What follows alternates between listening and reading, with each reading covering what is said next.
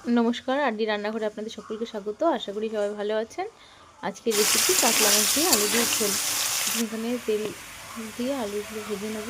भेजे नेওয়ার পরে आलुगुलो तुले निये सेई तेले নুন हलुद माखिয়ে রেখেছি কাতলা মাছে। মাখিয়ে নিয়ে সেই মাছগুলো আস্তে আস্তে ভেজে নেব লালচে করে।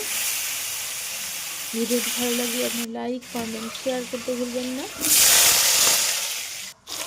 আপনার একটি লাইক কমেন্ট আমাদের পরবর্তী ভিডিও বানাতে উৎসাহ যাবে।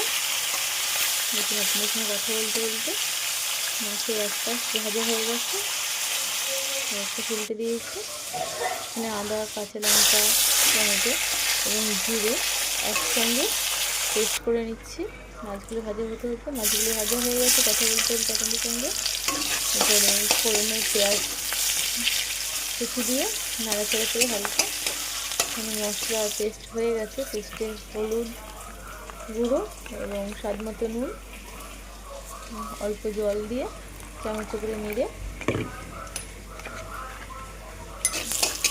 ফোড়নে দিয়ে দেবো।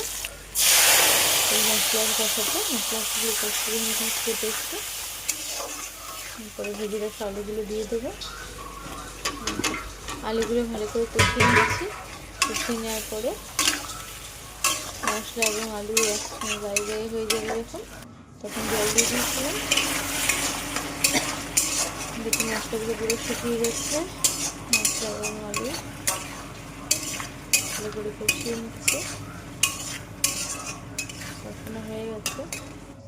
জল দিয়ে ফুটে করে ঢাকনা দিয়ে ঢেকে দেবো। সেটা দিয়ে ঢেকে দেওয়ার পরে মিনিট 10-15 করে মাছগুলো দিয়ে দেবো। কিছুক্ষণ পরে উপর থেকে ধনেপাতা ছড়িয়ে নামিয়ে নেব। হালকা গরম মশলা এবং ধনেপাতা ছড়িয়ে নামিয়ে নেব, চারিদিকে ঘুরিয়ে হাতে দিয়ে।